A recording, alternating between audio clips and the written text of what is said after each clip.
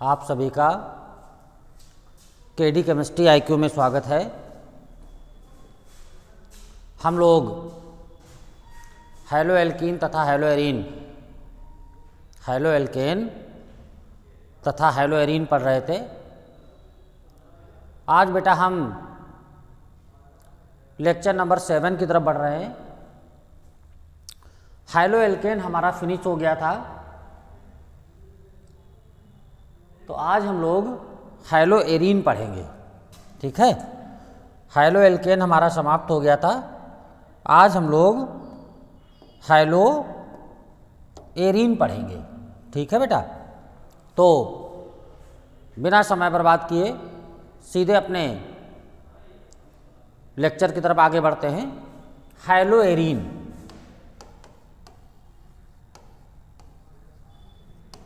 Hello arene, ठीक, hello arene हम लोग पढ़ेंगे। हैलो मीन्स होता है बेटा हैलोजन, और एरीन मीन्स होता है एरोमेटिक रिंग।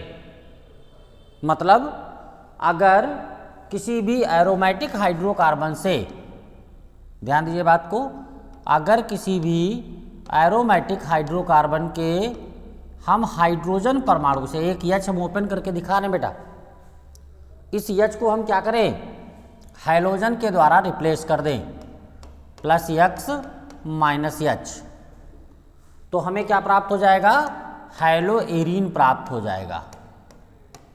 मतलब एरोमेटिक हाइड्रोकार्बन के जो हैलोजन व्युत्पन्न होते हैं, एरोमेटिक हाइड्रोकार्बन के जो हैलोजन व्युत्पन्न होते हैं, उनको क्या कहते हैं, हैलो एरीन कहते हैं। इसी प्रकार से अगर बेटा हम कोई दूसरा लेना चाहें, जैसे हमने टॉलुइन ले लिया, क्या लिया, टॉलुइन, तो टॉलुइन के एल्किल मूलक के एक हाइड्रोजन परमाणु को अगर हम एक हैलोजन परमाणु के द्वारा हटा दें, तो हमें जो हैलो एरीन मिलेगा वो कौन सा हैलो एरीन हो जाएगा, पार्श्व श्रृंखला प्रतिस्थापित, पार्श्व श्रृंखला प्रतिस्थापित। तो एरोमेटिक हाइड्रोकार्बन के हाइड्रोजन परमाणु का प्रतिस्थापन हैलोजन परमाणु के द्वारा होने पर हमें क्या मिलता है, हैलो एरीन्स। और हैलो एरीन्स बेटा दो प्रकार के होते हैं, एक नाभिक प्रतिस्थापित और एक पार्श्व श्रृंखला प्रतिस्थापित।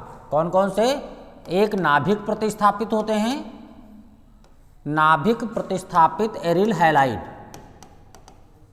नाभिक प्रतिस्थापित एरिल हैलाइड, और दूसरे कौन से होते हैं बेटा, पार्श्व श्रृंखला प्रतिस्थापित एरिल हैलाइड, पार्श्व श्रृंखला प्रतिस्थापित एरिल हैलाइड।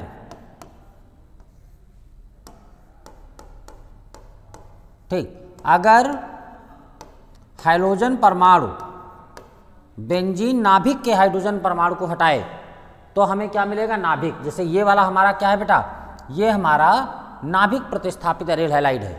बेंजीन नाभिक के हाइड्रोजन परमाणु को किसके द्वारा हटाया गया, हैलोजन परमाणु के द्वारा। और ये वाला हमारा कौन सा है, पार्श्व श्रृंखला प्रतिस्थापित। मतलब पड़ोस की जो श्रृंखला थी, जो पड़ोस की श्रृंखला थी, उसके हाइड्रोजन परमाणु को हैलोजन परमाणु के द्वारा हटाया गया। ठीक है, अगर पड़ोस की श्रृंखला के हाइड्रोजन परमाणु को हैलोजन परमाणु के द्वारा हटाया जाता है तो उसे हम क्या बोलते हैं, पार्श्व श्रृंखला प्रतिस्थापित एरिल हैलाइड।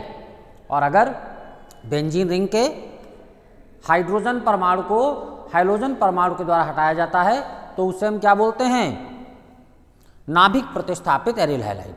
क्लियर बात। अब देखो जरा एक एग्जाम और आपको बता दें, नाम में आसानी रहेगी। जैसे ये बेंजीन है और इससे हमने CH2Cl लगा दिया, ठीक, या सिंपल CH2 के साथ में हम सिंगल बॉन्ड लगा दें, या बेंजीन है और बेंजीन के ऊपर हम CH लगा दें और दो वैलेंसी ओपन कर दें, और ऐसे ही बेंजीन है और बेंजीन के ऊपर हम सी लगा दें, 3 वैलेंसी ओपन कर दें, 1 वैलेंसी जब छोड़ेंगे तो 1 बेटा Cl लगा देंगे, 2 वैलेंसी छोड़ेंगे तो 2 Cl लगा देंगे, और जब 3 वैलेंसी छोड़ेंगे तो 3 Cl लगा देंगे, या 3 कोई हैलोजन लगा देंगे। ठीक बात। तो अगर 1 लगा हुआ है तो इसका नाम क्या होगा? Benzyl chloride. इसका नाम क्या होगा? Benzyl chloride. तो इसका नाम हो जाएगा बेटा बेंजिल क्लोराइड। ठीक। CH अगर लगा हुआ है तो CH अगर लगा होता तो क्या बोलते हैं? बेंजल। अगर CH लगा होता तो उसको क्या बोलते हैं बेटा? बेंजल। और 2 Cl लगे तो बेंजल डाइक्लोराइड। और अगर C लगा हुआ है तो इसको हम क्या बोलते हैं? बेंजो। क्या बोलते हैं? बेंजो। और 3 Cl है तो क्या? ट्राइक्लोराइड। तो ध्यान कैसे रखोगे बेटा? Benzyl, benzal, benzo. कैसे ध्यान रखोगे? Benzyl, benzal, banjo. क्लियर बात? तो परिभाषा समझ गए, वर्गीकरण आप समझ गए। क्लियर बात? क्या कि अगर हम सिंपल वे में बेंजीन के हाइड्रोजन परमाणु को हैलोजन परमाणु के द्वारा प्रतिस्थापित करें तो हमें हैलोएरीन मिलता है, नाभिक प्रतिस्थापित एरिल हैलाइड मिलता है। और अगर बेंजीन नाभिक के ऊपर कोई पार्श्व श्रृंखला लगी है, उस पार्श्व श्रृंखला के हाइड्रोजन परमाणु को हम हैलोजन परमाणु के द्वारा हटाएं तो हमें पार्श्व श्रृंखला प्रतिस्थापित एरिल हैलाइड मिल जाते हैं। फिर हमने आपको नाम बता दिए, बेंजिल, बेंजल, बेंजो। क्लियर बात? अब अगर बेटा आगे बढ़ते हम लोग हैं, अगर इनका हम बंध की प्रकृति देखना चाहें हैलोएरीन में अगर हम क्या देखें? बंध की प्रकृति, तो देखो अगली हेडिंग आती है हमारी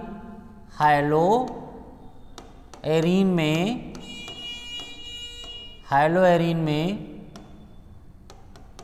C सिंगल बॉन्ड यक्स बंध की प्रकृति। बंध की प्रकृति मतलब हैलोएरीन में जो C सिंगल बॉन्ड यक्स बंध होता है उसकी प्रकृति कैसी होती है। ठीक। और हैलोएरीन बेटा हमारे 2 प्रकार के हैं, एक कौन से? नाभिक प्रतिस्थापित, और एक कौन से? पार्श्व श्रृंखला प्रतिस्थापित। तो सबसे पहले हम लोग बेटा नाभिक प्रतिस्थापित जो हमारे एरिल हैलाइड हैं उनमें C सिंगल बॉन्ड यक्स बंध की प्रकृति को पढ़ेंगे। कौन से? जो नाभिक प्रतिस्थापित एरिल हैलाइड हैं उसमें हम C सिंगल बॉन्ड यक्स बंध की प्रकृति को पढ़ेंगे। नाभिक प्रतिस्थापित एरिल हैलाइड। नाभिक प्रतिस्थापित एरिल हैलाइड का बेटा मतलब है जो डायरेक्ट बेंजीन नाभिक से हैलोजन जुड़ा होता है, एरिल हैलाइड। ठीक है, नाभिक प्रतिस्थापित एरिल हैलाइड।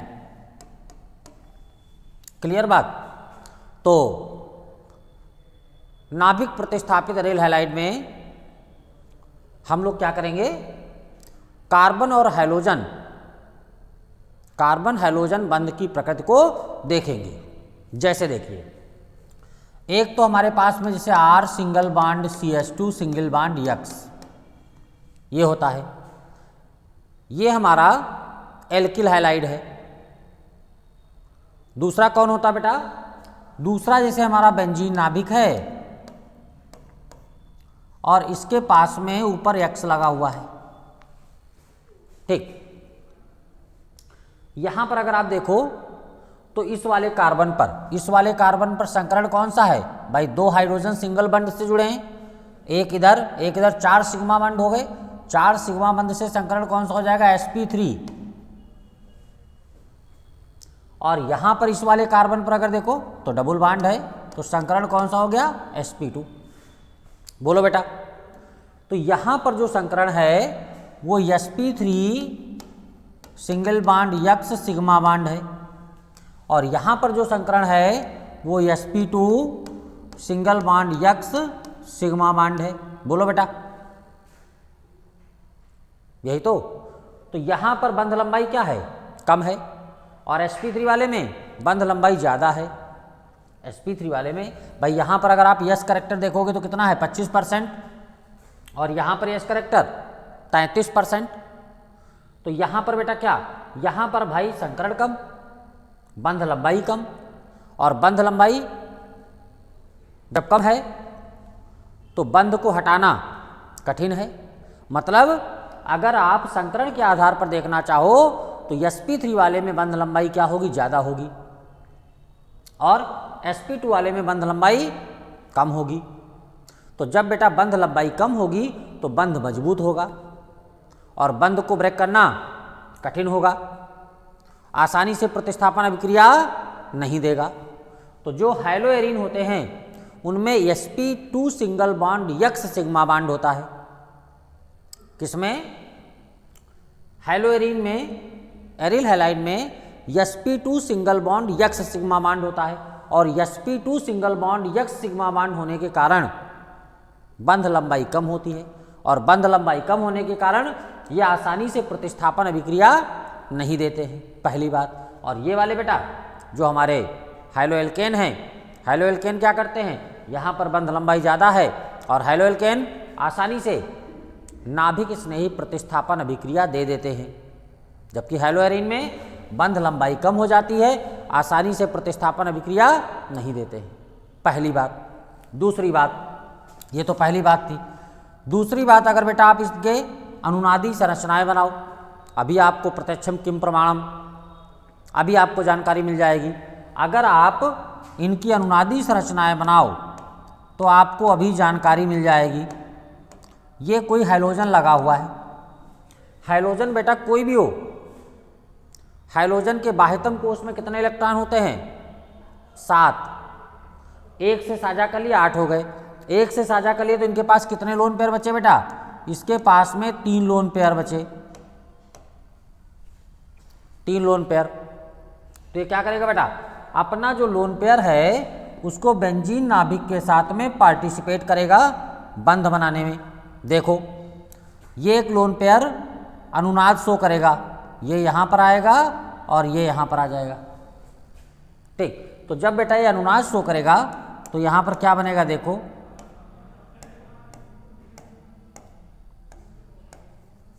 ये बांड एज सच रहेगा, ये वाला एज सच। जब ये लोन पेयर यहाँ पर आया तो यहाँ पर डबल बांड आ जाएगा और 2 लोन पेयर और एक पॉजिटिव चार्ज आ जाएगा हैलोजन के ऊपर, ठीक बेटा। और यहाँ पर क्या आया, माइनस आया, यहाँ पर माइनस। अच्छा, यहाँ पर चूंकि ये लोन पेयर आया था तो डबल बांड आ गया।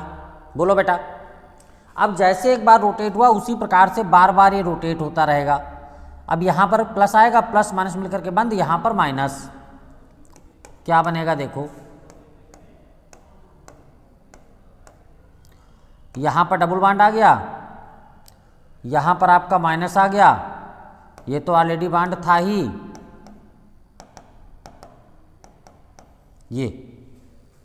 अब फिर क्या करें, फिर इस वाले बांड को रोटेट करेंगे, तो फिर वही बात, पूंछ की तरफ प्लस और हेड की तरफ माइनस।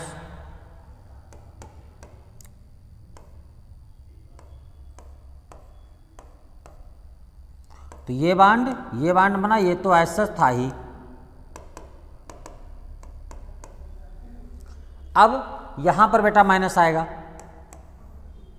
अब ये वाला इधर को मूव कर जाएगा ना, तो जब ये वाला इधर को मूव किया तो माइनस प्लस को खा जाएगा और वही पुराना स्ट्रक्चर हमको मिल जाएगा।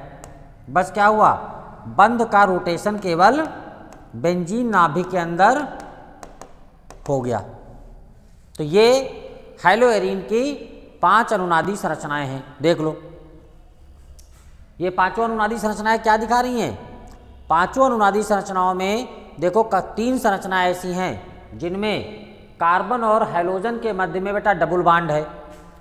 कार्बन और हैलोजन के मध्य में क्या है, डबल बांड है। और कार्बन और हैलोजन के मध्य में डबल बांड होने के कारण इस बंध की बंध लंबाई क्या हो गई, कम हो गई। और जब बेटा बंध की बंध लंबाई कम हो गई तो इस बंध को ब्रेक करना कठिन हो गया, और बंध को जब ब्रेक करना कठिन हो गया तो ये प्रतिस्थापन अभिक्रिया क्या करेगा, ये बेटा प्रतिस्थापन अभिक्रिया कठिनता से देगा। जैसे हैलो एल्केन प्रतिस्थापन अभिक्रिया देते थे उस प्रकार से ये प्रतिस्थापन अभिक्रिया नहीं देगा। इसकी प्रतिस्थापन अभिक्रिया क्या होगी? कठिन होगी। समझ गए? जिस प्रकार से हैलो एरीन प्रतिस्थापन अभिक्रिया देते थे उस प्रकार से प्रतिस्थापन अभिक्रिया नहीं देगा। इसकी जो प्रतिस्थापन अभिक्रियाएं होंगी वो कैसी होंगी बेटा? इसकी प्रतिस्थापन अभिक्रियाएं कठिन होंगी। ठीक है। तो जिस प्रकार से हैलो एरीन को प्रतिस्थापन अभिक्रिया देनी चाहिए उस प्रकार से प्रतिस्थापन अभिक्रिया नहीं देगा हैलो एल्केन को। क्यों? क्योंकि हैलो एरीन में डबल बॉन्ड आ जाता है। क्लियर बात? अभी धुंधला हो गया था, अब सही होगा। तो जिस प्रकार से हैलो एरीन को प्रतिस्थापन अभिक्रिया देनी चाहिए, हैलो एरीन प्रतिस्थापन अभिक्रिया कार्बन और हैलोजन के मध्य में डबल बंध आने के कारण नहीं देगा। क्लियर बात? इसका अगर बेटा अनुनाद संकर हम बनाना चाहें तो इसका अनुनाद संकर इस प्रकार से बन जाएगा।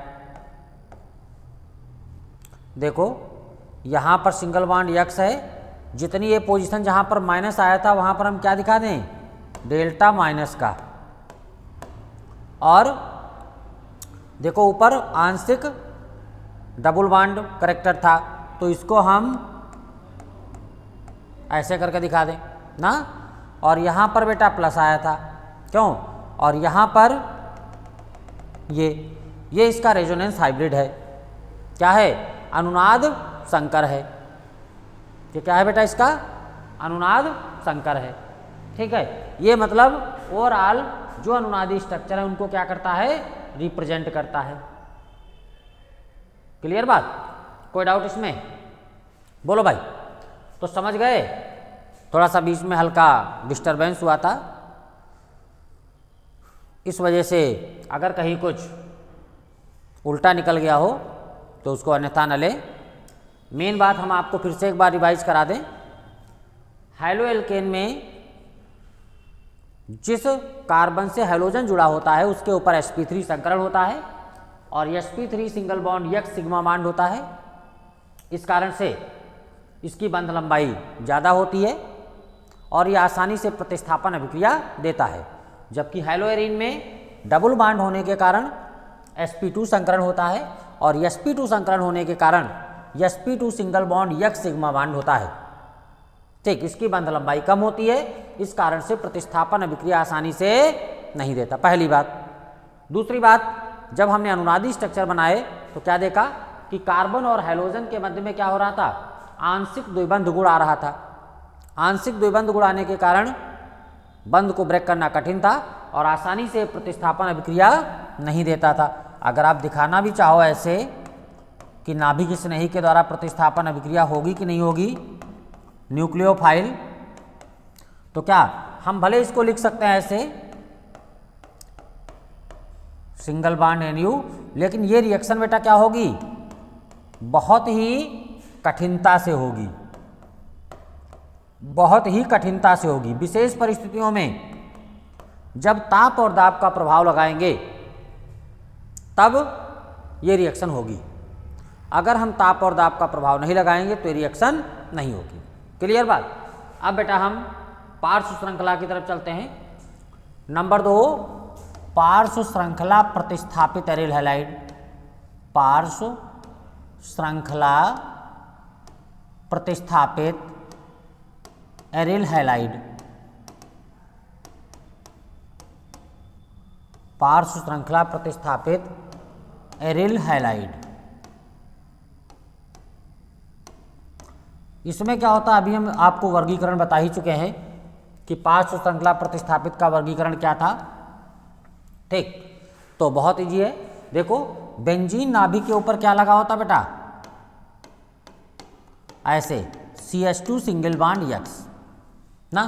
अब अगर इस कार्बन के ऊपर आप संकरण देखो, बेंजीन के ऊपर जो CH2 लगा हुआ है उसके कार्बन के ऊपर अगर आप देखें संकरण, तो बेटा ये कार्बन इधर एक सिंगल बॉन्ड, इधर एक सिंगल बॉन्ड और 2 हाइड्रोजन, वो भी सिंगल बॉन्ड से।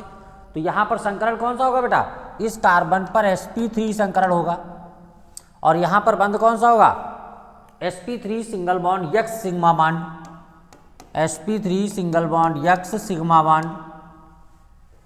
और ये किसके समान होगा, ये एल्किल हैलाइड के समान होगा। यहाँ पर जो कार्बन और हाइड्रोजन के बीच की बंध लंबाई है वो किसके समान होगी बेटा, बिल्कुल एल्किल हैलाइड के समान होगी।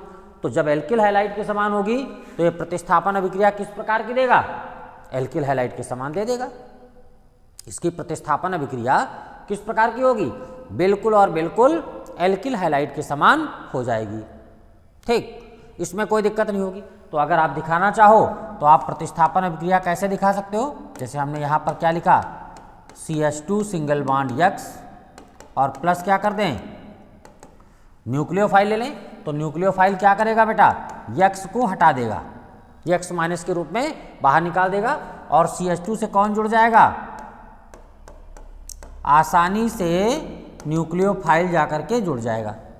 बोलो भाई, आसानी से क्या होगा बेटा, न्यूक्लियोफाइल जाकर के जुड़ जाएगा। बोलो बेटा, तो ये रिएक्शन आपकी सरलता से होगी। क्यों, क्योंकि यहाँ पर बिल्कुल ये किसके समान व्यवहार कर रहा है, बिल्कुल ये एल्किल हैलाइड के समान व्यवहार कर रहा है। तो अभी इससे पहले हमने क्या आपको नाभिक प्रतिस्थापित बताया था, इसमें भी पूरा एक्सप्लेन कर दिया था, और इसके बाद हम आपको पार्श्व श्रृंखला प्रतिस्थापित एरिल हैलाइड बता दिए। क्लियर बात, बोलो बेटा, कोई दिक्कत हो तो तुरंत बताइए। अब यहीं पर लगे हाथ हम एक बात और पढ़ लेते हैं कि जो हैलोजन परमाणु, मेन रूप से हमको हैलोएरीन पढ़ना है, तो जो हैलोजन परमाणु बेंजीन नाभिक से जुड़ा हुआ है उसका दैशिक प्रभाव क्या है। ठीक, जो बेंजीन नाभिक से हैलोजन परमाणु जुड़ा हुआ है उस हैलोजन परमाणु का दैशिक प्रभाव क्या है, मतलब अगर हैलोजन लगा हुआ है बेंजीन नाभिक के ऊपर तो किस प्रकार की वो अभिक्रियाएं शो करेगा। जो एरोमेटिक कंपाउंड होते हैं वो बेटा 2 प्रकार की अभिक्रियाएं प्रदर्शित करते हैं, एक तो सिंपल वाली, दूसरी बेंजीन नाभिक वाली। और जब वो बेंजीन नाभिक की अभिक्रियाएं प्रदर्शित करते हैं तो हमको ये बात ध्यान में रखनी होती है कि बेंजीन नाभिक पर जो परमाणु लगा हुआ है या जो समूह लगा हुआ है वो किस प्रकार की अभिक्रियाएं, किस प्रकार का प्रभाव, अभिक्रियाएं नहीं, किस प्रकार का प्रभाव उत्पन्न करता है। और उसी प्रभाव के आधार पर हम लोग आसानी से जान जाते हैं कि जो अगला लगने वाला इलेक्ट्रॉन इसमें ही है वो किस पोजीशन पर जाकर के लगेगा। अगला जो लगने वाला इलेक्ट्रॉन इसमें ही है वो किस पोजीशन पर जाकर के लगेगा ना। तो अगली हेडिंग पे आते हैं बेटा, हैलोजन परमाणुओं का हैलोएरीन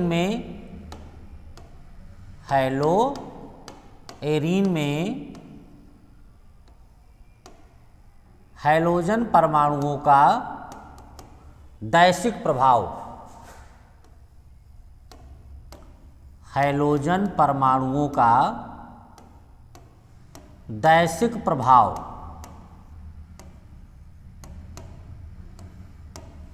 हैलोजन परमाणुओं का दैशिक प्रभाव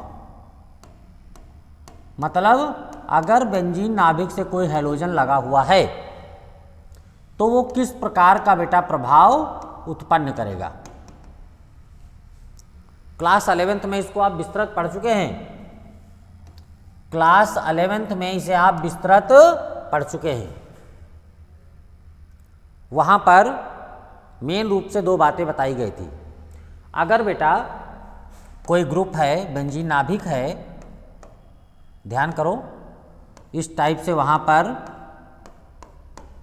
तो यहाँ पर बेटा 2 प्रकार के ग्रुप लगे हो सकते हैं। कौन कौन से, एक वे ग्रुप जो बेंजीन नाभिक को इलेक्ट्रॉन देंगे, जिनके पास में लोन पेयर वगैरह होगा, और दूसरे वे जो बेंजीन नाभिक से इलेक्ट्रॉन लेंगे। अगर बेंजीन नाभिक से इलेक्ट्रॉन देने वाले ग्रुप है, इनको बोला जाता है electron donating group, electron donating group, और जो लेते हैं उनको क्या बोला जाता है, इलेक्ट्रॉन विथड्रॉविंग ग्रुप। तो इलेक्ट्रॉन डोनेटिंग ग्रुप जो है बेटा, ये पोजीशन आपकी होती है आर्थो, बिल्कुल पास वाली, ये भी आर्थो, इसके बाद वाली ये दोनों मेटा, अगली वाली, और जो 180 के एंगल पर होती है इसको क्या बोलते हैं, पैरा ना। ऐसे सब में होती है। अगर कोई ग्रुप लगा हुआ है, उसके पास की दोनों पोजीशन आर्थो, अगली वाली मेटा और अगली वाली पैरा। तो अगर बेटा इलेक्ट्रॉन देने वाला कोई ग्रुप है तो वो आर्थो और पैरा पोजीशन पर इलेक्ट्रॉन की डेंसिटी को बढ़ाता है। तो इलेक्ट्रोफाइल कहाँ पर जाकर के लग जाता है, आर्थो और पैरा पोजीशन पर। और अगर कोई लेने वाला इलेक्ट्रॉन है तो वो आर्थो और पैरा पोजीशन के इलेक्ट्रॉनों को अपनी तरफ खींचता है। तो आर्थो पैरा पोजीशन पर क्या करता है, इलेक्ट्रॉन के घनत्व को कम करता है। तो इलेक्ट्रोफाइल जाकर के कहाँ पर लग जाता है, मेटा पोजीशन पर, क्योंकि इलेक्ट्रोफाइल बेटा वहीं पर लगता है जहाँ पर इलेक्ट्रॉन की डेंसिटी ज़्यादा होती है। इलेक्ट्रोफाइल जाकर के वहीं पर लगता है जहाँ पर इलेक्ट्रॉन की डेंसिटी क्या होती है, ज़्यादा होती है, इलेक्ट्रॉन का घनत्व जहाँ पर ज़्यादा होता है। अब अभी हम आपको, ये तो बात हम क्लास 11th की बता दिए, अब हम आपको प्रत्यक्षम किम प्रमाणम वाली कहानी दिखा देते हैं। अभी बेटा कुछ देर पहले हम इसी लेक्चर में अनुनादी संरचनाएं बनाए थे। अनुनादी संरचनाएं आपको ध्यान होंगी इस टाइप से, सिंगल बॉन्ड यक्स या Cl ले लेते हैं ना। इसके बाद इसका क्या, ये लोन पेयर बेटा रोटेट करता था ऐसे, ध्यान है ना। तो जब ये लोन पेयर रोटेट करता था तो ये यहाँ पर आता था माइनस, यहाँ पर डबल बॉन्ड Cl और एक प्लस, दो लोन पेयर। फिर अगले स्टेप में क्या करते थे, इस वाले बॉन्ड को रोटेट करते थे, प्लस यहाँ पे आता था, प्लस माइनस मिलके बंद बना लेते थे। तो यहाँ पर एक बॉन्ड, एक बॉन्ड यहाँ पर माइनस, डबल बॉन्ड Cl और पॉजिटिव ना। फिर क्या होता था, फिर ये वाला बॉन्ड इधर को रोटेट करता था, फिर यहाँ पर बॉन्ड बन जाता था। 5 अनुनादी संरचनाएं बनी थी। तो ये बॉन्ड यहाँ पर माइनस, डबल बॉन्ड Cl, ये। अगले स्टेप में फिर क्या होता था, ये वाला बेटा इधर को रोटेट कर जाता था और ये संरचना बन जाती थी इस टाइप से, ऐसे। ये संरचना बहुत कुछ बता रही है। यहां पर बेटा 2 प्रभाव लग रहे हैं।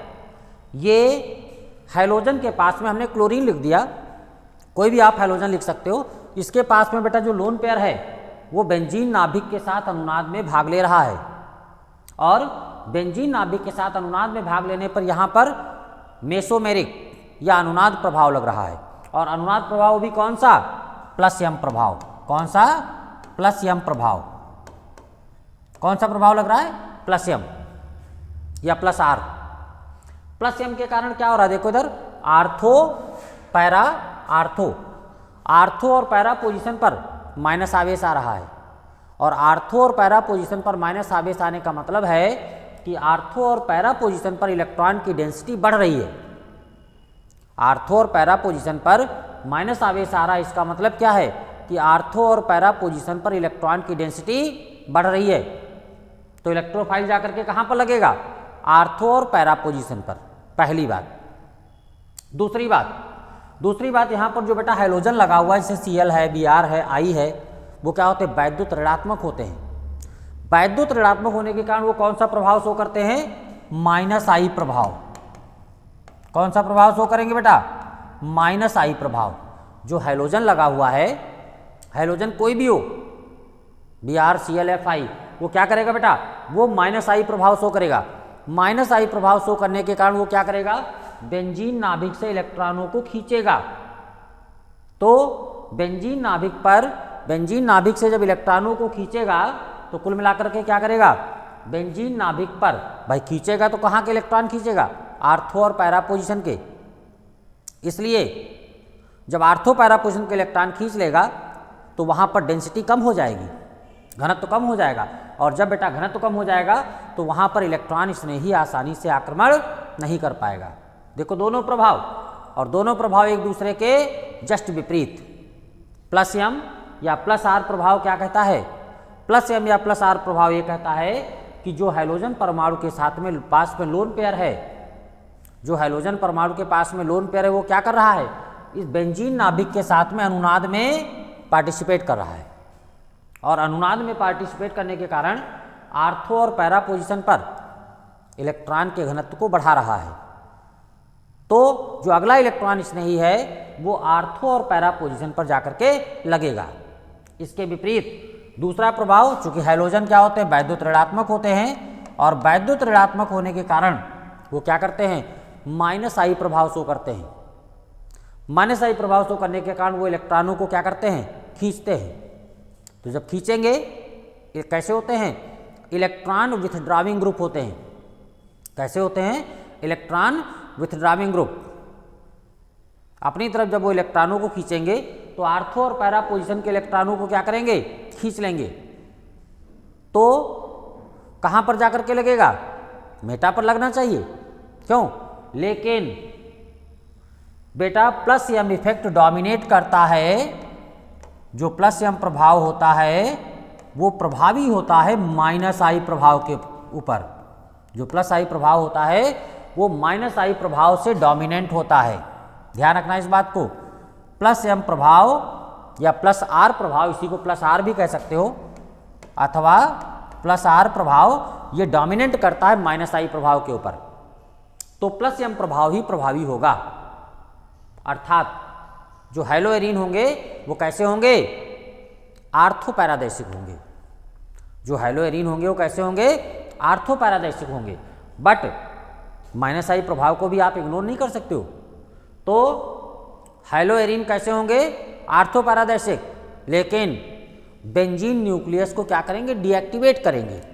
अगर आप सोचो कि बार बार इलेक्ट्रोफिलिक सब्स्टिट्यूशन किया जाए तो फिर आप बेटा बार बार इलेक्ट्रोफिलिक सब्स्टिट्यूशन नहीं कर पाएंगे। अगर हम सोचें कि हम बार बार इलेक्ट्रोफिलिक सब्स्टिट्यूशन करें, कोई परमाणु या समूह आए, इलेक्ट्रॉन स्नेही को उसके स्थान मतलब हाइड्रोजन को हटाए और उसकी जगह पर इलेक्ट्रॉन स्नेही को लगाए, तो बार बार ये प्रतिस्थापन अभिक्रिया नहीं देंगे। तो बात क्लियर हो गई कि हैलोएरीन में जो हैलोजन परमाणु होता है उसका लोन पेयर बेंजीन नाभिक के साथ अनुनाद में पार्टिसिपेट करता है। इस कारण से प्लस एम प्रभाव शो करते हैं और आर्थो और पैरा पोजीशन पर इलेक्ट्रॉन के घनत्व को बढ़ाते हैं, तो इलेक्ट्रॉन स्नेही आर्थो और पैरा पोजीशन पर लगता है। इसके विपरीत माइनस आई प्रभाव हैलोजन शो करता है, क्योंकि उसकी वैद्युत ऋणात्मकता ज़्यादा है, वो इलेक्ट्रॉनों को खींचता है। आर्थो पैरा पोजीशन को वो इलेक्ट्रॉनों को खींचेगा, तो आर्थो पैरा पोजीशन पर क्या होगा, इलेक्ट्रॉन की डेंसिटी कम हो जाएगी। जब बेटा आर्थो पैरा पोजीशन पर इलेक्ट्रॉन की डेंसिटी कम हो जाएगी तो सिंपल सी बात है, जो इलेक्ट्रॉन स्नेही है वो कहाँ पर लगना चाहिए, मेटा पोजीशन पर। लेकिन आर्थो हैलोजन होते कैसे बेटा, आर्थो पैरादैशिक। तो जो हम हैलोएरीन पढ़ेंगे अगले लेक्चर में, हम लोग हैलोएरीन बनाने की सामान्य विधियाँ, उसके रासायनिक गुणधर्म पढ़ेंगे। तो जो हैलोएरीन होगा, चाहे वो क्लोरोबेंजीन हो, चाहे वो ब्रोमोबेंजीन हो, चाहे वो आइडोबेंजीन हो, वो कैसे होते हैं बेटा, आर्थो पैरादैशिक होते हैं। कैसे होते हैं, O/P दैशिक। लेकिन हैलोजन परमाणु कैसा होता है, डीएक्टिवेटर होता है। बार बार अगर आप सोचो कि इलेक्ट्रोफिलिक सब्स्टिट्यूशन करा दिया जाए तो बार बार इलेक्ट्रोफिलिक सब्स्टिट्यूशन संभव नहीं है। तो समझ गए होंगे सभी लोग दैशिक प्रभाव, कतई भूलिएगा मत। केवल हैलोएरीन में नहीं, हैलोएरीन के बाद आप फिनाल पढ़ोगे, उसमें भी आपको देखना है। एनिसाल पढ़ोगे, उसमें भी देखना है। उसके बाद बेंजल्डिहाइड पढ़ोगे, उसमें भी देखना है। बेंजोइक अम्ल पढ़ोगे, उसमें भी देखना है। एनिलीन पढ़ोगे, उसमें भी देखना है कि दैशिक प्रभाव क्या होता है, दिशात्मक प्रभाव। अगर पहले से कोई समूह लगा हुआ है तो वो अगले इलेक्ट्रॉन स्नेही को किस पोजीशन पर भेजेगा। दो पोजीशन होती हैं, एक आर्थो पैरा, आर्थो या पैरा, या आर्थो पैरा दोनों, या मेटा। तो जो बेंजीन नाभिक को इलेक्ट्रॉन देते हैं सामान्यतः वो ऑर्थोपैरादैशिक होते हैं, और जो बेंजीन नाभिक से इलेक्ट्रॉन लेते हैं वो मेटादैशिक होते हैं। यहाँ पर हमने आपको दोनों प्रभाव बता दिए। उम्मीद है कि बढ़िया तरीके से आपको समझ में आ गया होगा। तो आज की क्लास को बेटा हम यहीं पे इनफ करते हैं, बंद करते हैं। लगातार आप केडी केमिस्ट्री IQ से जुड़े रहिए और रसायन विज्ञान का आनंद उठाते रहिए। धन्यवाद।